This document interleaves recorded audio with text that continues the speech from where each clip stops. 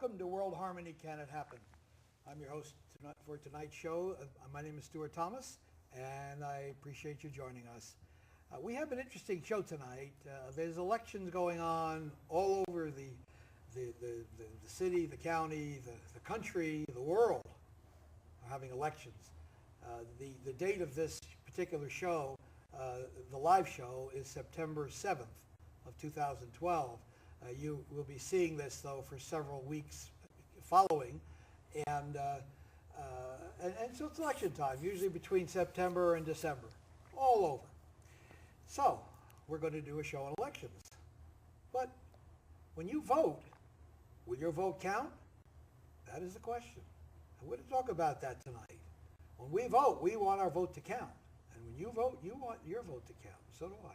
So we're going to look at it tonight actually, with three, I think, illustrious panel members. To my immediate left is Bill Risner, who is an attorney.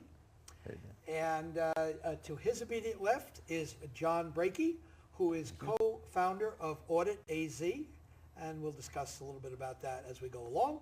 And to his immediate left, there's something else which you may or may not have heard of, but you'll hear about it tonight. Jim Marsh, who's a board member of Black Box Voting. Correct. And we'll, why don't we just throw that ball to you? What is Black Box Voting? Well, Black Box Voting started as the name of a book that was being written by a lady named Bev Harris in Washington State. Bev was working on this book in late 2002, early 2003, on the theoretical problems of voting on computers that are not owned by a government entity. They're privately owned, privately maintained, and we, the public, can't see how they work. We can't see the source code. We cannot know exactly how our vote is counted. Well, the book was supposed to be theoretical until January 23rd. Bev found a web file resource maintained by Diebold Election Systems containing 40,000 files, what us geeks call an FTP site. Wait, you're talking a little technically. What you said, STEED or something like that? No, File Transfer Protocol, FTP. Okay. File Transfer Protocol. It was basically, it was a dumping ground for a bunch of their corporate files with no password protection. And she spent 3 days downloading all of it. And what we got was the first inside look at how our votes are counted. The entire modern discussion about the problems with the electronic voting machine really start with the examination of those files by the company that was then called Diebold Election Systems. Previously it had been Global. Now it's owned by a Canadian company called Dominion. But it's the same group. Oh, yeah. It is? Oh. Yeah, same bunch. For the first time, we were able to get the actual source code on how our votes are counted. We were able to get running copies of the program that counts the votes, and we were able to test it, kick the tires, run test elections on it. It was the first time that the innards of a voting system had leaked out into the public. And the security of those systems was so horrendously bad. And by the way, we're talking about the systems used here in Pima County. As well as all over. Oh yeah. Diebold at that time, and still is, under the Dominion brand name, one of the two top market leaders in computerized voting systems. So for the first time, we were able to kick the tires and see how bad it is. And much later, by 2008, Bill, that's when Pima County's election officials had to admit in open court that, yes, the systems really are as bad as Bev first reported in 2003. But Jim, I'm thinking that I understood that even the government cannot get into those machines to make sure they're valid. Here's how it works. There is a government agency that oversees voting systems at the federal level. Yeah. It's called the Election Assistance Commission, Election Assistance Commission, EAC. You're going kind of fast, baby. Sorry. I know sorry. you know all this stuff. I'm sorry. I'll slow down. I'll slow down. This federal bureaucracy manages privately owned test labs that check out the voting system components. Okay? These test labs, there's only been 4 of them ever allowed to check out voting systems. At various times, 3 of them have been thrown out for poor performance. You're talking about the voting machines? No, the test labs. The labs have been thrown out for poor performance. The labs. Oh my gosh. Right, exactly. Oh, it gets wilder. Two out of the two most important labs were Cyber and Wiley, both based in Huntsville, Alabama. What were they doing in Huntsville? Well, their normal software testing is for military aerospace projects at the Redstone National Arsenal. I hope they did a better job checking out ICBM control systems than they did voting systems, because both of those two were among those that were thrown out at one time or another. Now, I'll finish real quick here. There's one of those companies, the test labs, that did not get thrown out ever, and overall tried to do the best job, and that was a video game test company out of New Jersey called iBeta. In 2010, iBeta quit the voting system test process in disgust at how insane the process is. So it's bad, folks. It really is a quagmire. I wonder if other people had a little trouble following you as I did, because you're very technically oriented. But to your credit, but the rest of us kind of have to catch up with you. I understand. Yes, Bill. I just wanted to add a point to this. People might assume that since they're testing, they would have an idea of what it is that they're testing for. And the way it works is that the company like Diebold hires one of these companies. Oh. They pick, and by contract, they say, here's what you look for, and here's who you can give the information to, and so forth. And the one thing that none have been tested for was security. Well, that would be the one that you'd want to check for, I would think. Exactly.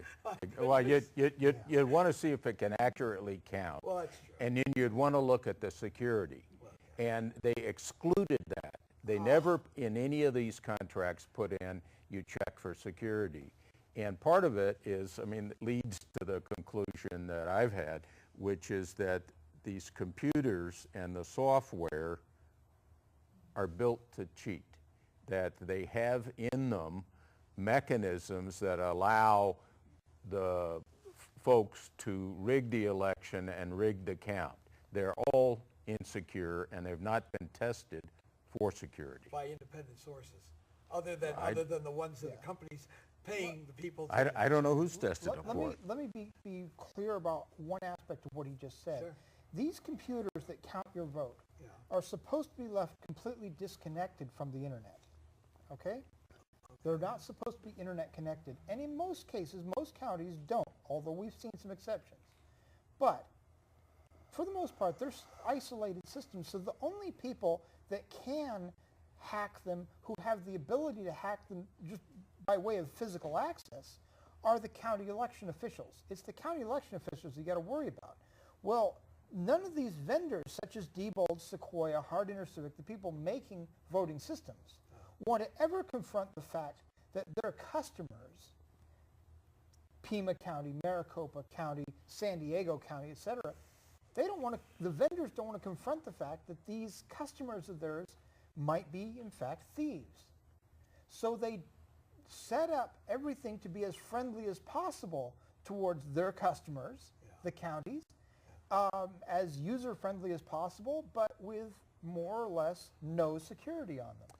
Well, one of the things I want to clarify is that a couple of years ago, the state of California Secretary of State gave contracts to different groups to test for security the software. And it was called a top-to-bottom review.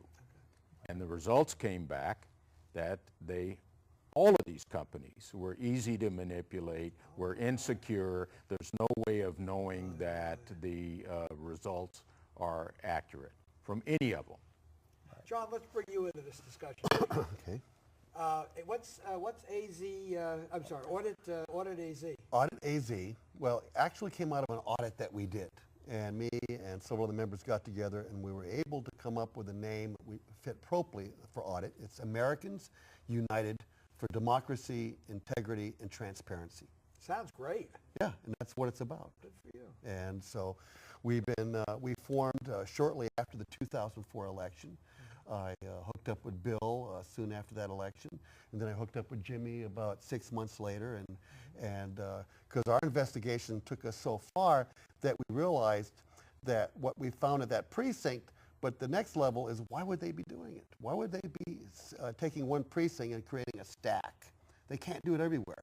And it led us right to the computers, and that's where I knew of Jimmy by the internet and his reputation. We started talking, and then we brought him in. Forgive me, my mind wandered just for about a millisecond. And what did you say about a stack? Well, there was one particular precinct that looked tampered with, severely tampered with, that John ran Severely into. what? Severely tampered with. What? Oh, tampered with. Okay. Tampered with, and what they did was did a trick and switch. And people What's trick and switch? A trick and switch is that Maria comes into the precinct, and in fact there was a person named Maria, and she was told that she must have voted a provisional ballot. And she said, well, no, I mean, vote by mail ballot. And she says, no, I never did. Well, don't worry, you're going to be given a provisional ballot, and vote on that. I used to be an inspector. Well, they tricked her to sign the signature roster. As a regular voter. As a regular voter. Oh. And then they put her vote in an envelope, where we found that there were 3 people coming out through the precinct, and they were filling out ballots. And so they would take and say her ballot was spoiled, and then they would take the other ballot and slip it into the machine. And we found 113 of those. And what we found was it's a very big rarity. It was a trick and a switch based on a hack and a stack. My precinct was a stack, and I know that's kind of a lot, and you can read about it by Googling the trick and switch and the hack and stack on the net, and you'll find the whole story. The camera was on you, John, but my jaw dropped when you said that. Yeah. Oh, my God. But it's a very big rarity. It really is. Wow. I mean, you know, why would you do something like that? Well, first off, you know, they claimed that Grijalva was going to bust people in. My precinct was the 5th largest precinct in the county. And they claimed that Grijalva was going to have people come in illegal and vote. And somehow they changed out all the board workers, and they put these, you know, very heavily religious, nutty people in there, because at the end of the night, they started calling me, when I caught them, they started calling me a demon, a devil, and one got behind a stick. It was a very dramatic experience for me, and that's what got me down the rabbit hole to start looking. That was 2004, right? Yeah, 2004, November 2nd, 2004, a date I'll never forget. You know, I think this discussion is becoming very, very good. But I think so that people who are not familiar with this can get an idea of what we're talking about, why don't we show that clip with the monkey? Well, if we, that'd be clip number 1, and if we should set it up a little bit, is that clip 1 is by Black Box Voting. It has Diebold sent out memorandums, and they basically said, listen, our system is so secure that it's not humanly possible to hack it. Yeah, so, no human being can hack one. it. So Black Box Voting, Bev knew an animal trainer, okay? So instead of having a human hack the vote, this is what we had Chimpanzee. vote. Oh, a chimpanzee. Yeah. Wow. Clip 1. Let's show it. Here we go.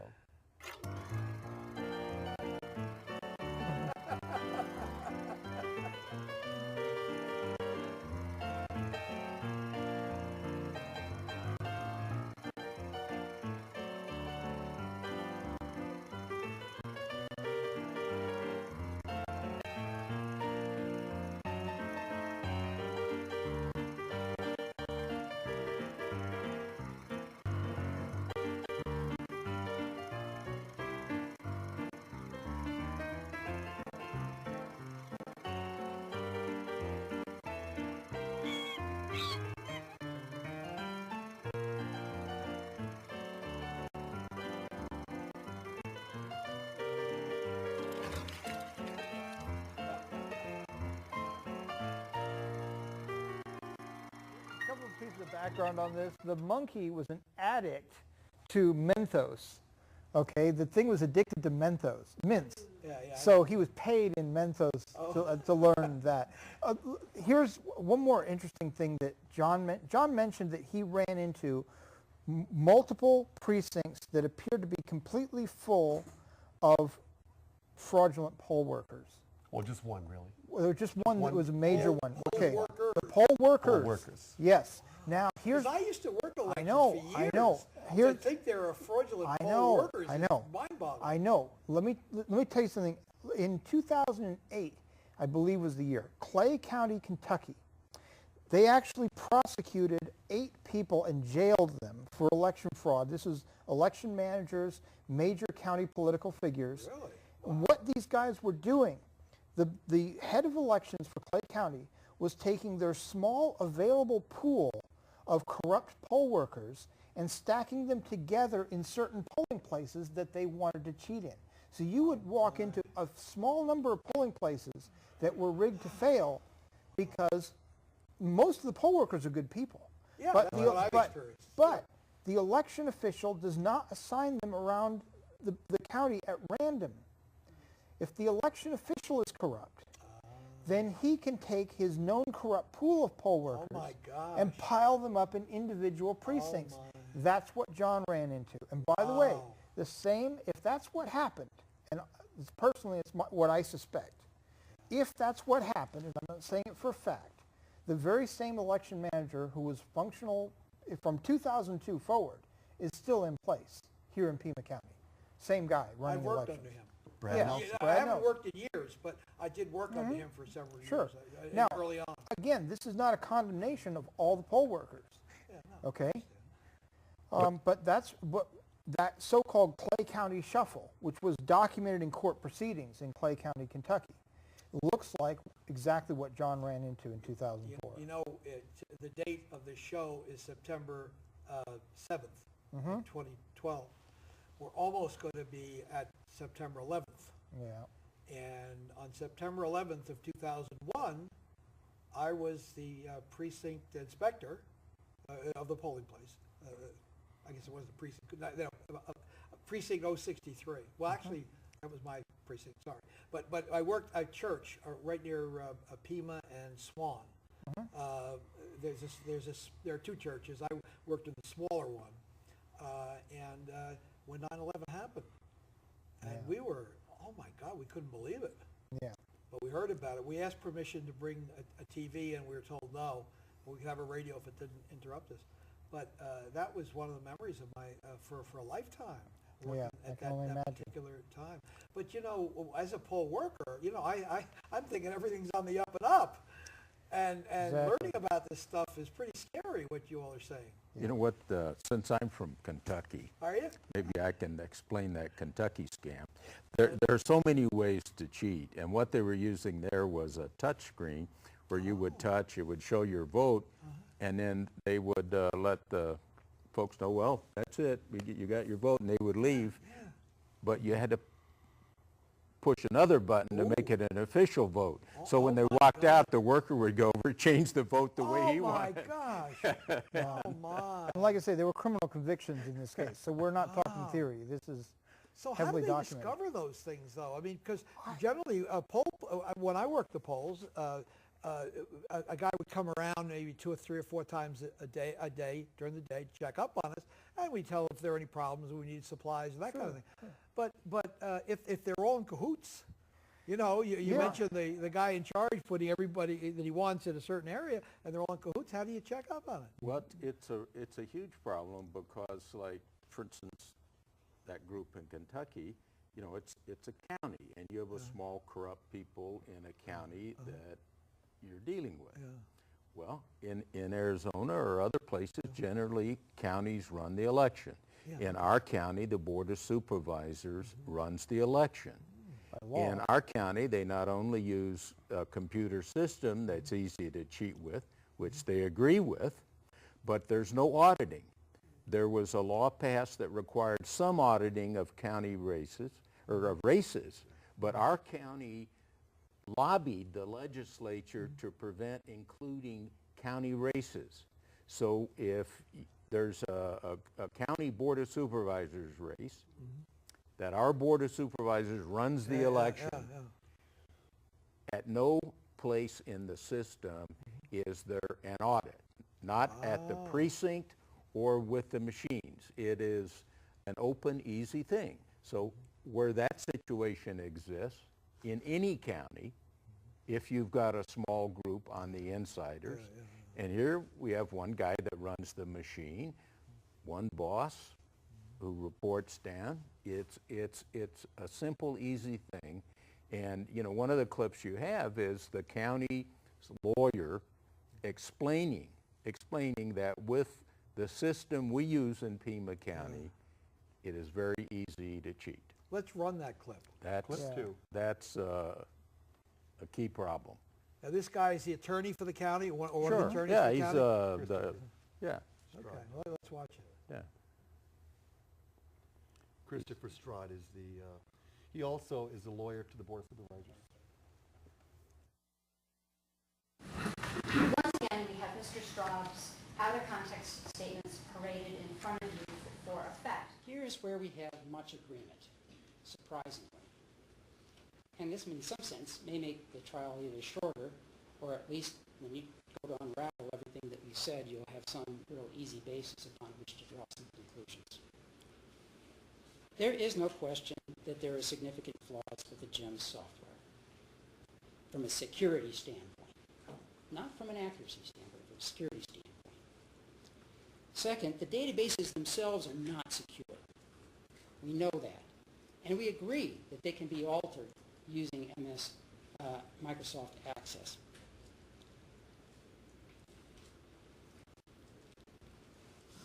We know that these databases are essential for programming the memory cards of the machines. Why anybody would want to have this kind of insecure software out in the public domain, however, is something that is beyond us. We don't understand, I mean, certainly we understand a need for transparency, but surely there must be a balance for security as well. And the problem here that we have, and I don't think there's any disagreement about this among the experts in some sense, is that, gee, if this software is really that vulnerable, we should get a new system. Because it can be easily manipulated, the bottom line is, in this whole thing, is we're only going to catch stupid people, all right? Because one could also alter audit logs, one could do anything. So we could give them a database if somehow we were corrupt. You know, these things are always amazing to me. I don't understand how we can be simultaneously Machiavellian and stupid at the same time, but I guess there is a possibility.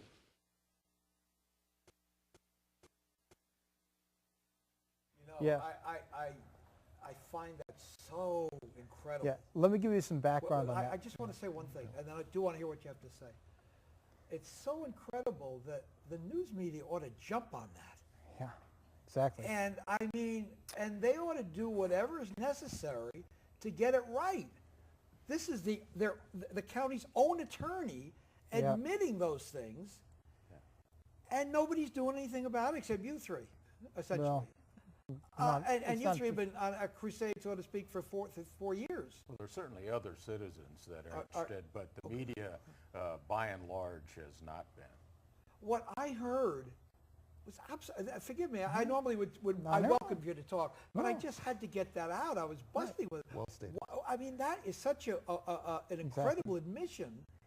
That should be a county supervisor's priority, I would think. Okay, go ahead, Jim. You got to understand the background to all that. All right, go ahead. That's part of trial was part of a series of public records lawsuits that we fought and we won.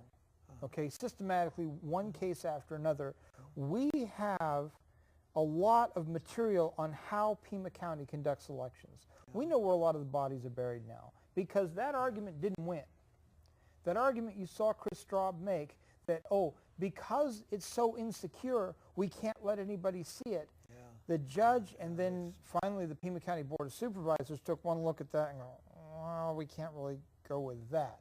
So we know how bad the system is.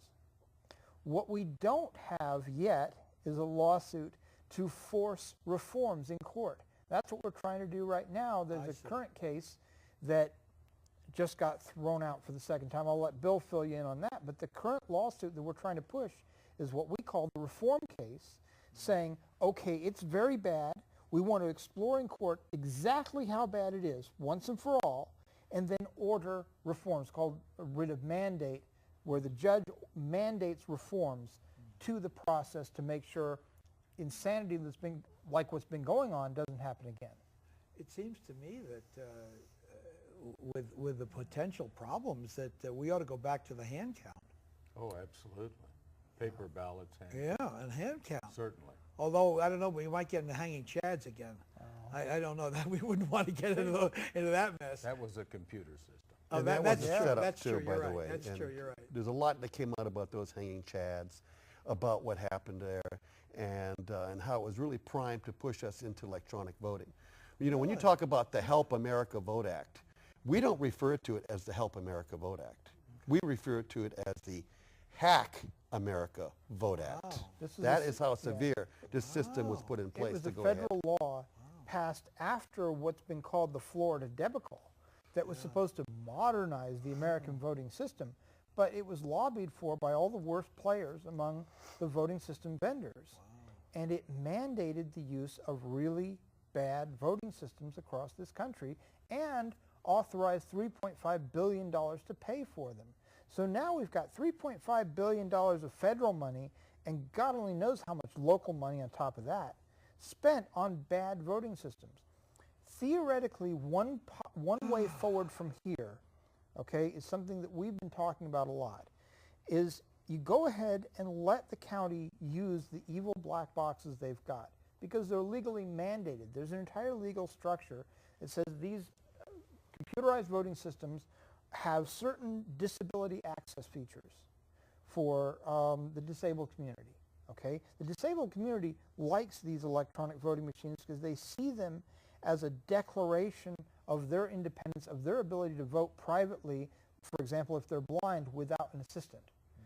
So there's a whole legal structure built up around these voting systems. Leave it in place, but add to it another computer and a simple scanner that does only one thing. Scans those ballots and just takes raw pictures of the paper ballots. Is if we have a DVD distributed after every election of the ballot images, and we can look at them ourselves, any election that looks funky, we can do our own eyeball count of what happened in that race on a precinct basis or for the whole election if we have to. So what we're proposing, it's one of the reforms we're proposing, by no means the only one, would produce a white box on top of the black boxes. And it turns out adding those so-called white boxes would be very, very cheap. In fact, the recorder's office already owns a bunch of high-speed scanners that can be pressed into service. They use them for other purposes. So most of the gear is actually already here in the county. Just add some cheap laptops to them, some very basic software, and boom, you're ready to go. This idea of adding white boxes to the black boxes would be far, far cheaper than replacing all the existing black boxes that have been declared by the county management and county attorneys to be junk. Replacing all those would run $5 to $10 million. Even if you were starting from scratch, an after-scan checking system would be absolutely tops $250,000. Are electronic voting machines used everywhere in the United States or just in some places? There's Most places. Most places. How about in the world? Depends on depends on which ones you're talking about. Touch screens are still fairly rare, thank God. They're the worst ones. But that's where your vote is recorded only as electrons, only as memory on a module. Years ago, when I lived in New York, as I remember, I voted that way. Yeah. You know, you touch the screen for who you're voting for. Yeah. You thought you did, huh? Those, Yeah, I thought I did anyway. Those are the worst. Wow. Then there's mark dots on a piece of paper and scan that. That's still electronic voting, and it can still be tampered with, especially in a state like Arizona, where we can't get eyeball access to the ballots after the election. In Indiana, for example, after the election is certified, you can get access to those ballots as a public record, and you can see historically what actually happened. That's a barrier to Why cheating. is that true? Why can't we get access? That's a real good question. It's built, the system set up to cheat. Yeah. It sounds you that need way. to understand that. If you can't order Look, let's connect a couple dots. Yeah. Your paper ballots, you can't count those in Arizona. It's against the law to count paper ballots. Now it is. When I was an inspector, we for a while we counted them, and then the electronic machines came in, and Right. I felt such relief we didn't have to. But now I think it's probably important that we do. Right. Yeah. Go ahead, Bill. Excuse me. Yeah, there was an election in, I think 2004 in Phoenix in a Republican primary where there's only one guy won by 4 votes. Wow. So, and there were only 20,000 votes, so they wanted to, the county people, election people said, hey, let's just hand count these. Sure. Jan Brewer was Secretary of State. She sent a memo over saying, no, it's illegal. You can't hand count. You have to use the machines again, the same machines, and count them a second time. So they did. And then the other guy won by 14 votes. But My goodness. It's flip-flop. But the interesting part was when the same ballots were counted the second time, they counted like 486 votes that weren't there the first time. And the Karen Osborne, the election head in Maricopa County, testified under oath that the error rate on one machine of 18.3% was within the expected range of error. 18.3%? Yeah. Not 1% or half a percent, but 18? Yeah, that's her testimony, and they told the judge says, gee, you know, the law says you count them a second time, and I'm required to accept, so I've got to accept this. Sorry, you know, and that's it. Now, the next point is in Arizona, you can't get a recount if you want. That's crazy. You can't say I'll pay. Let's do a recount. Yeah. We only have automatic recounts in Arizona. Only if it's 1/10 of 1% difference, you get an automatic recount, and then only by the machine. But let's say that you believe that an election was fraudulent and crooked. It just smells rotten. Yeah. Okay? You have 5 days after the canvass to file a lawsuit to challenge. That's not very much time. You get a confession the 6th day, the 7th day, no. You have to challenge within 5 days, and you have to specifically allege that the results would have been different in the entire election, and specifically allege how. You can't. A couple of years ago, for this Arizona Democratic Party, I prepared a letter. It was Ted Downing signed it, who was our state election integrity person for the Democratic Party, was mailed out to all the counties in Arizona saying, look, we want you to send us your data, your database, after the canvass. Okay. Not one county did we get that information in time, although I think we did in Pima County because we had sued them and they spent $1 million keeping it from us. But you can't get the data, and if you got the data, you can't analyze it, so there's no way to challenge a crooked election. We have a lot of evidence and a confession that the RTA election, the $2 billion election in 2006 in Pima County, was rigged. That's Regional Transportation Authority, for those who don't know. Right. So we have a confession that it was rigged, and there's been a lawsuit that the Democratic Party filed and the Libertarian Party is continuing to get an order to prevent cheating. And for 4 years, the court in Pima County has said the county doesn't need to file an answer, the case can't proceed, we have no jurisdiction, or you've only alleged they cheated once, and the most we... Only once? Yeah. I mean, that's not enough? Yeah. I mean, isn't once enough? You'd think.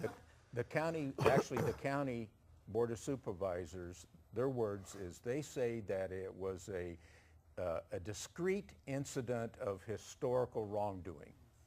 But the they word, admit it. the magical word is wrongdoing. Yeah. But Discreet or not discreet? yeah, we'll be filing Monday of next week an appeal. 4 years, not a court in Pima County will make the county file an answer denying it and won't proceed it to go forward where there's a confession and ample evidence that the election was rigged in Pima County. Seems to me this ought to be That's- all over the news. All over the news. There's Let me- nothing in the news. But there ought to be something in the news. Let me just add to And that. excuse me, and the politicians Yeah. ought to be pressured to get this right. Go ahead, John. We've had 3 court cases, like you mentioned. We won. We have collected the evidence, okay? The 4th case is to ask for prospective relief. We're at a What does that civil mean? prospective relief is Court-ordered future. reforms. Okay. Now, here we are. We've appealed once. We won at the appellate court because they refused to hear the case. It was thrown out 2-3 years ago. We get back to Wait, court. how is that a win if they throw it out? Well, no, we won at collecting the evidence. We had 3 other cases which are okay. wins. Oh, okay. All right. Okay? Okay. One got us the database.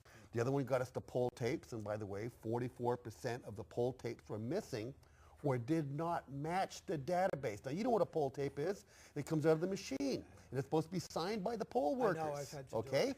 Well, 44% 44% were missing. in the RTA okay? election. And the only reason we won that case, My jaws dropped again. the only reason we won that case is that, you know, his great lawyering, and also he Well, yeah, said, I've heard, by the way, Bill is a great lawyer. Oh, I will say that. absolutely. I heard some of his, But he said- his talk. He's very good. he said to me and several other people, file a records request with the city and ask for their poll tapes, setting a precedence.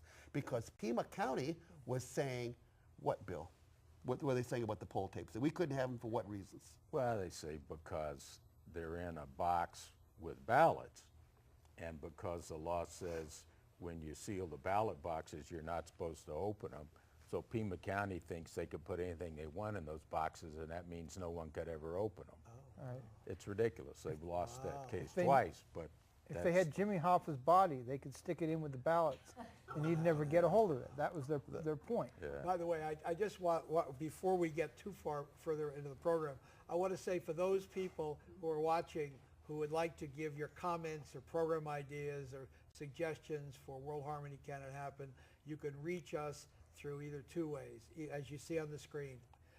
You can either send an email to the email address there, or the phone number, which is 520, if you're outside of the city, 520-722-2837, or the email is forwardtofulfillment@yahoo.com.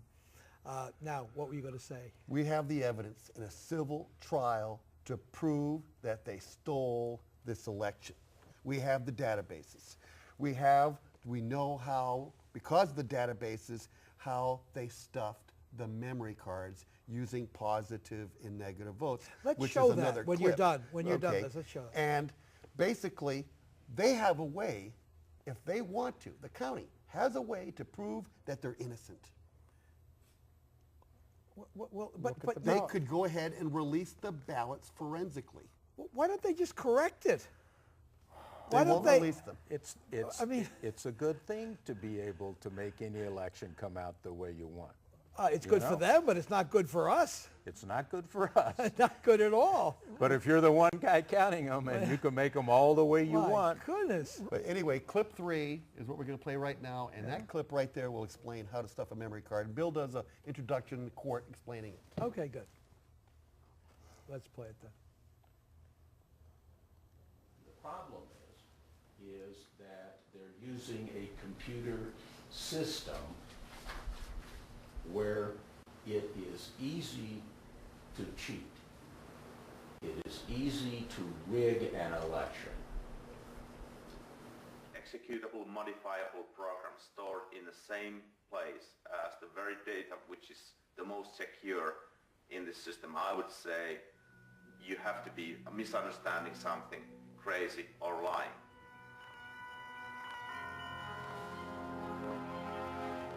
Hari wrote a report for black box voting, warning that this program, lurking in the memory card, could be used to change the result of an election.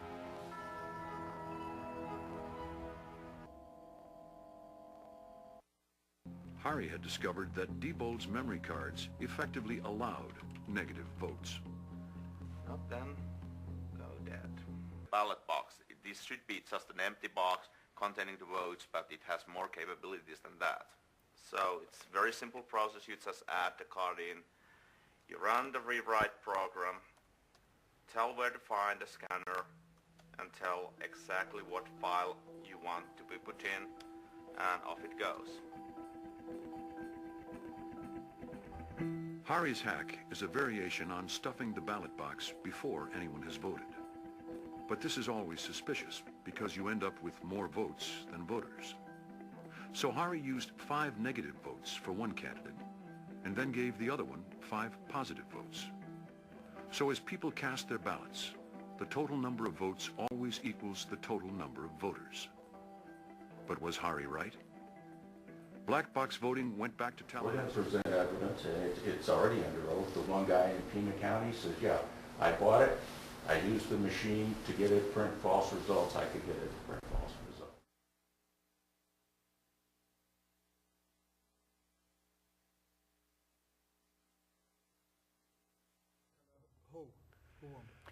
Let me explain. When you saw the video of the guy from Finland programming a debug memory card that holds your votes, he was using a little box about, I don't know, a little bigger than a cigarette pack. He plugs a memory card in the front. That little box is called a crop scanner. The only other company that was using that same memory card type around 2005, 2006 when we discovered this was a company called CropScan. They make a system for measuring moisture levels in corn. It's an agricultural system, but they use the same memory cards. So they had a memory card reader called a crop scanner, where you could buy the crop scanner for, what was it, $350, something like that, online. Well, we have the invoice that says that Pima County's election department bought themselves a crop scanner within weeks. They ordered it after black box voting reported that you can use a crop scanner to tamper with a debug database, with a debug vote. So the crop scanner is essentially a burglary tool for elections. Pima County bought one, had it rattling around loose in the office. It wasn't under lock and key access or anything. It was just stuck in this guy's drawer, and anybody could get at it in the election office. We believe that that crop scanner was involved in the hacking of the May 2006 RTA election. But I want to say something about the RTA election. That was part of the run-up of the housing bubble here in Pima County. The whole purpose of massively expanding the road system, especially around the periphery of Tucson, was so that they could build more houses and keep the housing bubble going. Well, the housing bubble burst shortly after. What was it? Early to mid 2007 was when the housing. No, it was in mid to late 7 is when the housing bubble actually first started to pop and people first started getting scared. By 2008, it was well and truly blown up. But in May 2006, it looked like we were going to have a housing bubble winging out for miles. So the $2 billion bond measure was to expand the local elements of that whole corrupt system. Well, the postscript to the crop scan story is we finally complained about them having that thing at all. We called it a burglary tool for elections. Finally, in 2010, I asked for a public execution of the thing. I asked that we take it to a shooting range and blow holes in it, or failing that, we take turns with a hammer and smash the bloody thing. Instead, somebody with the sheriff's deputies and a top guy with the Pima County administration claimed they destroyed it, gave us pictures of some smashed up stuff of some sort. But I didn't really see the body right there. I don't know if the crops are, I know they destroyed the external case, but I'm not sure they destroyed the actual circuit board and that the crop scanner doesn't still exist here in Pima County, or maybe they got another one. I don't know, but they're being very, very suspicious about that thing. You know, the astonishing thing is Black Box Voting issued a report on July 4th alerting. Of what year? 2005. Yeah, 2005, alerting election departments all across the nation that, hey, if you're using a debug memory card, it can be programmed by this simple machine, and you need to know about it. So Pima County said, wow, cool, let's buy one. Yeah, that's what I'm thinking. Why are they buying one? So it's a burglary. We got the RTA I think election it's coming up. July 14th, 2 weeks, boom, 10 days, 2 weeks, they bought one. Well, you know, They're not supposed to need one, I wouldn't think. You know what the funny part is? The crop scan company was wondering why the hell are all these election people buying our corn That's what I'm measuring wondering. device? Yeah. They're supposed to be having there's- honorable elections. It's an interesting question because you know, we found out that they bought one through Public records. Yeah, and I deposed the election operator and said, you know, what'd you do with it? Yeah. He said, well, I, you know, programmed it to see if he would print, you know, false results, and it wasn't hard to do. Anyone with some general computer knowledge, you know, should be able to do that. And his story was that he was testing to see if Harry Hursty had got it right. Who's Harry? I don't know. Harry That's the Hursty was Finnish the guy. guy that, okay. that was doing the test or doing yeah. the memory card? that segment's from an HBO Oh. movie called Hacking Democracy, Oh, and it was a video of a test in Florida that showed that you could not only do it, but the next step, which they showed in the movie, is that they then could get that into the software on the gems. Would It could affect the accept it. final results. I have a couple of quick questions. One of them is this only a problem within Pima County, Oh no. or is it the whole United States, Oh. or is it the whole world? It's probably everybody using a computer. if you It's We want to know almost- that Maricopa, because we've been up there investigating, Yeah. we've caught them with very serious problems. In fact, one day we caught Maricopa with a wire into the central tabulator. Jimmy was able to follow it and find the guy at the end of it, and sitting right there on election day. Are other countries doing better? Yes. But that's one of the things I Sure. want to know. Okay. The Tell- German tell- Supreme Court Yeah. outlawed electronic voting as being a violation of people's basic civil rights under the same constitution that we forced down their throats at gunpoint after that whole Nazi thing. Wow. Okay? The So country of Germans, Ireland. have Yeah. elections have integrity Right.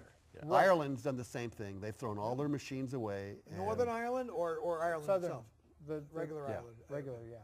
We got an email from Catalonia, part of Spain, where a guy says, hey, wait, we use paper ballots. We count them all over the night. We get our results fairly quickly. Yeah. Wow. There's two things that the U.S. has used to push electronic voting.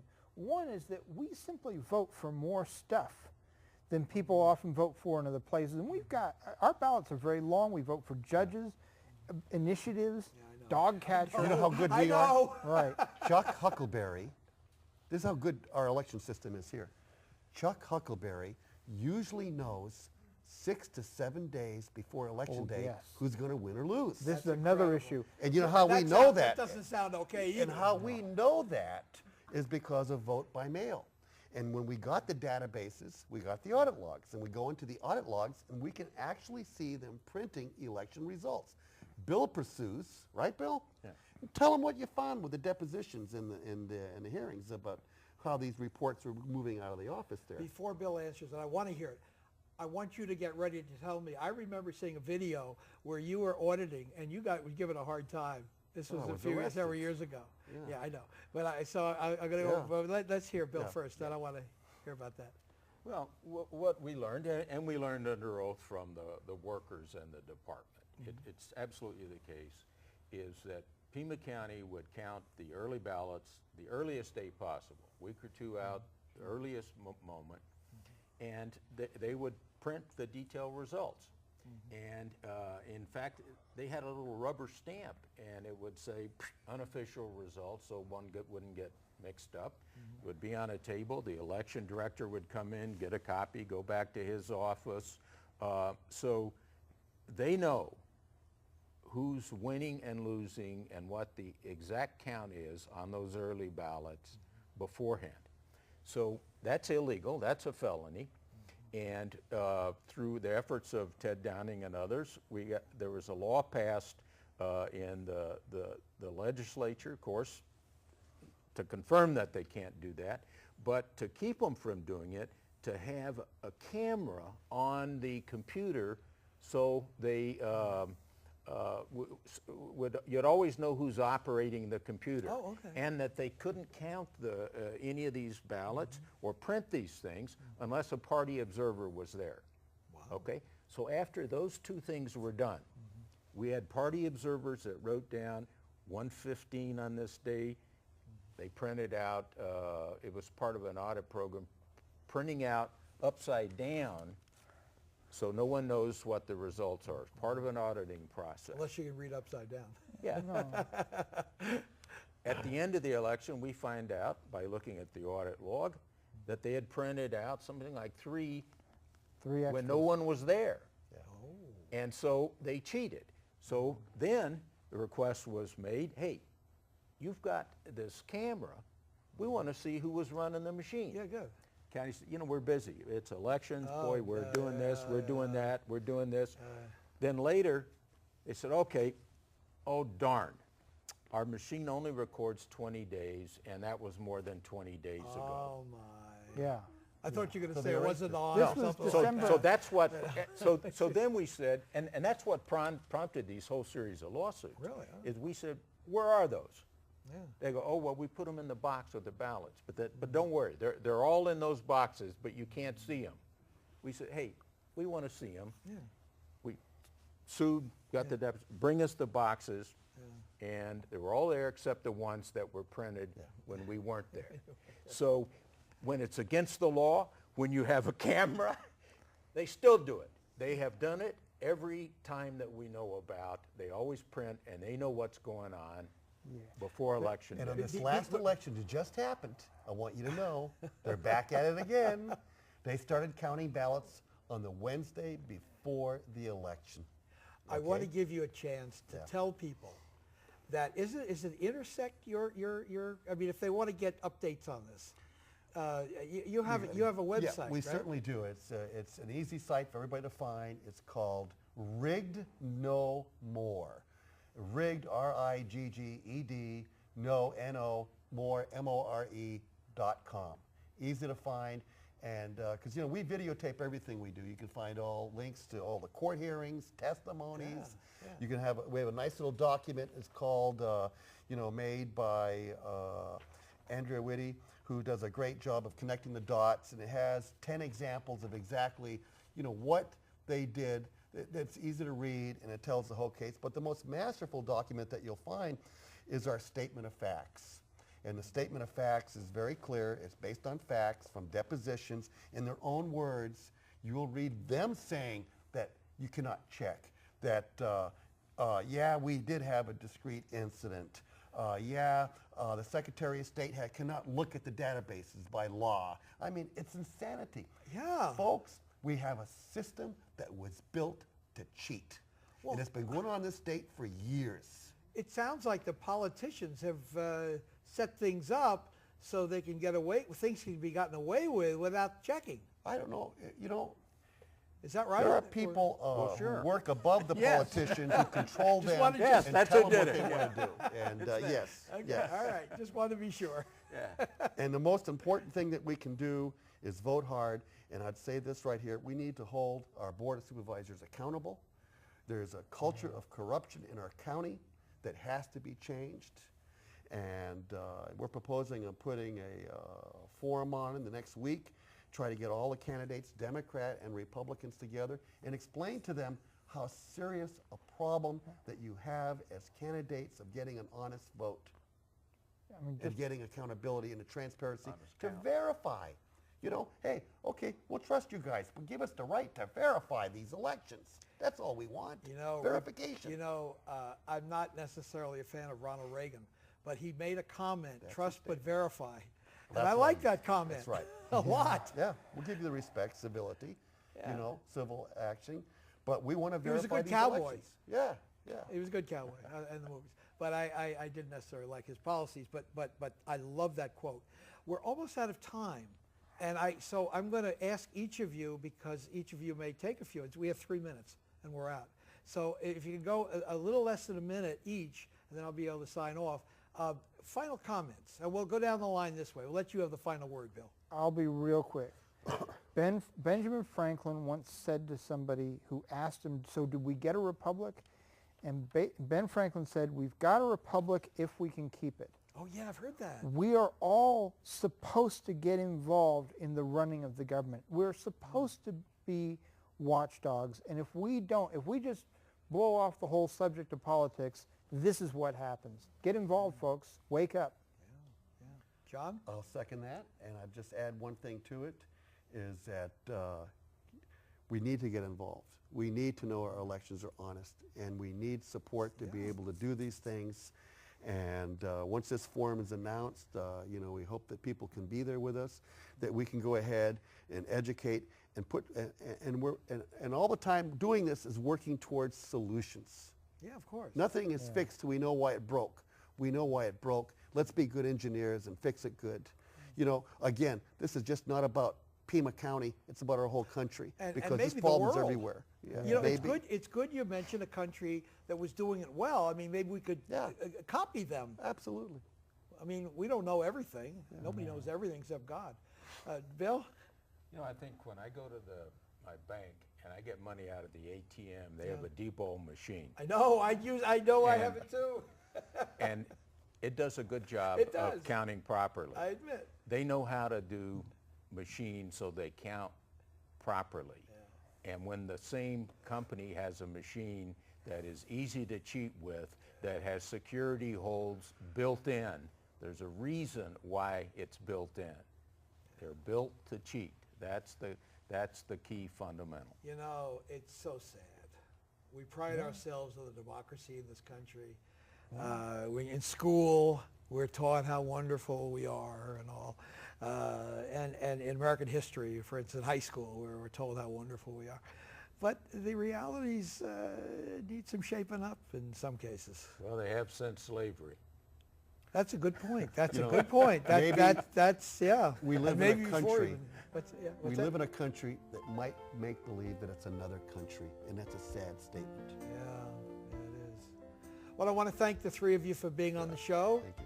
And thank you for joining us. This is your host, Stuart Thomas, saying, see you next time.